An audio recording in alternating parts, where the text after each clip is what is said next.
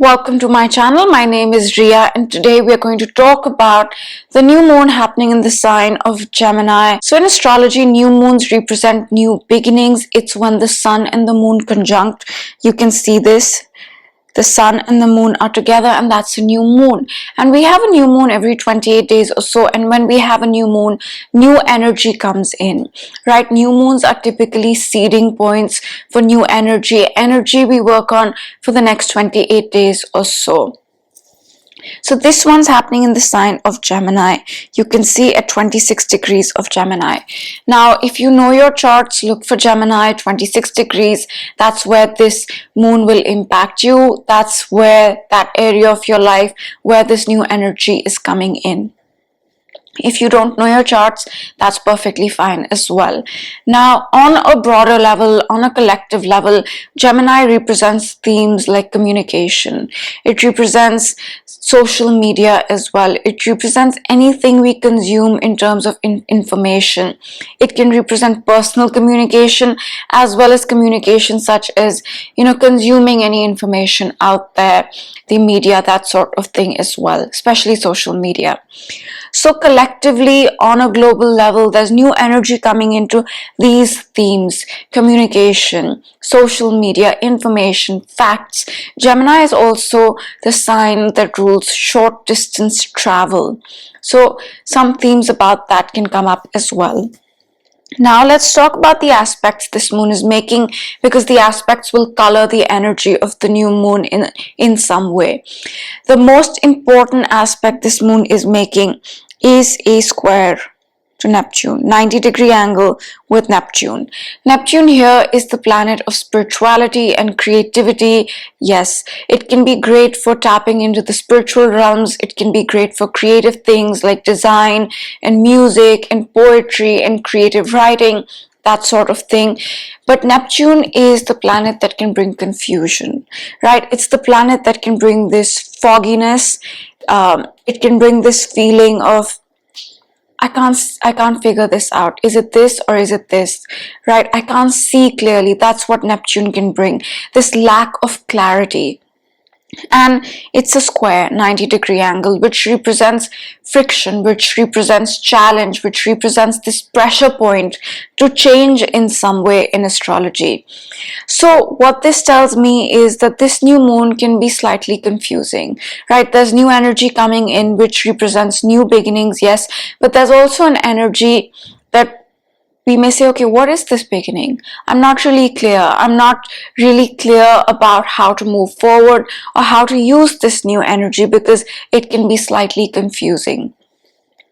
So that's the most important thing that's going on. And with Neptune, indulging in creative things, indulging in spiritual things can help with the confusion, right? This can also mean that perhaps we need to align or change something, a square, so that this new beginning, this new energy has an element of feeling connected with our spirituality, right? Maybe what we need to do, what we need to move forward with needs to come from the heart, maybe needs to come from the soul, maybe needs to align with the soul in some way, and that can help with the confusion, right? So maybe if there is confusion, figuring out what it is that aligns with our soul, with our spirituality, can help with that confusion in some way.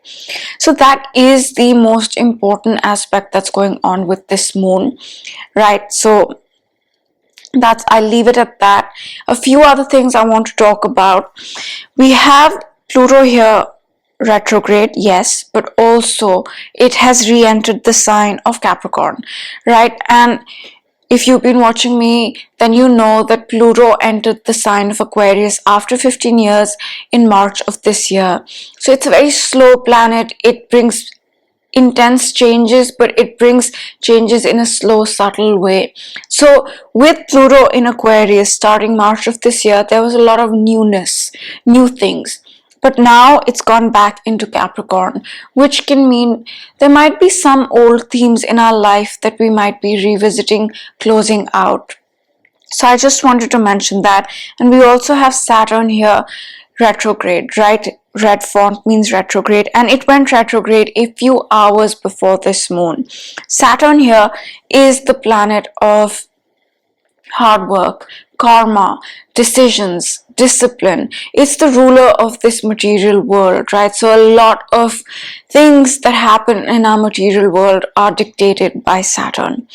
And now it's retrograde. And when a planet retrogrades, it's more a time of review of the old things we worked on, the decisions that we made, the commitments that we've taken, right? Review those. Is there a better way to do those again? Is there a better way to work on this decision I've taken, right? It's a review process. It's a period of reflection. So now Saturn is also retrograde. And by the end of the month, I believe June 30th, Neptune here will also retrograde. And when planets start to retrograde, as they are beginning to with Pluto, Saturn, Neptune, by the end of the month, Neptune, it becomes more a period of revisiting things, reflecting on things rather than doing brand new things. So just keep that in mind. And speaking of retrogrades, I also want to mention that Venus will retrograde this year, right? Venus here is the planet of love, relationships, beauty, finances, and it will retrograde July of this year. And on June 19th, it will enter the degrees, it will hit the degrees that it will retrograde over. And what this means is that Venus is moving forward right now, and then it will stop and start to move backwards, and then it will start to move forward again. So this area is what Venus will enter June 19th, right? This area is the area we will go over 3 times in our lives. And what that means is that pay attention to things associated with finances, things associated with relationships, because starting June 19th, because these are the themes that you will need to review once Venus goes retrograde July of this year, and work on till September of this year when Venus finally moves out of this zone it's going to retrograde over. So I just thought I'd mention that as well.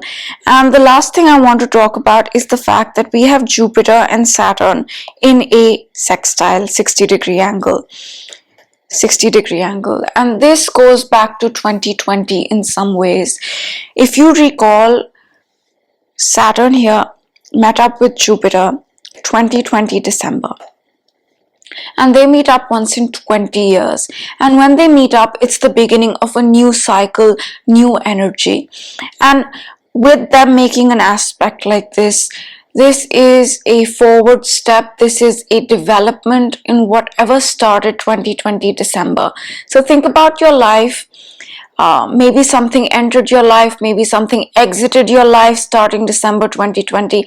This is a pivotal step in that cycle, in that something that started in December. So I just wanted to mention that. Apart from that, there's not much happening with the moon apart from that intense aspect with Neptune, right? It's a very tight square, it's a very intense aspect. So just be mindful of the things that I mentioned previously. Also, I just want to mention that we still have a lot of energy in Taurus. The North Node Rahu is there. Jupiter just met up with the North Node. We also have Uranus there. It's been there for a while now, a few years, and will continue to be there for a few more years. But what this means is that there's a lot of focus on Taurus. Taurus on a collective level is the sign of, it's a financial sign, right? It's a financial sign along with Scorpio, where we have the South Node Ketu. And what this means is there's a lot of emphasis on Taurus, a financial sign, economy, food resources, currencies, self-worth values in our personal lives, right? So security, these are the big themes, currencies, these are the big themes that can be highlighted with Taurus. And we have 3 big energies there right now, right? Soon, the North Node Rahu will enter the sign of Aries, and then we'll have Jupiter here and Uranus here. So I just wanted to emphasize the focus on Taurus right now. So that's that. And apart from that, I think I've covered pretty much everything that's highlighted with this moon and the big things that are happening around the moon with Pluto and Saturn and Jupiter. So I hope this video was useful in some way. I hope it benefited you in some way. And now I will see you in my next video. Have a great day. Bye.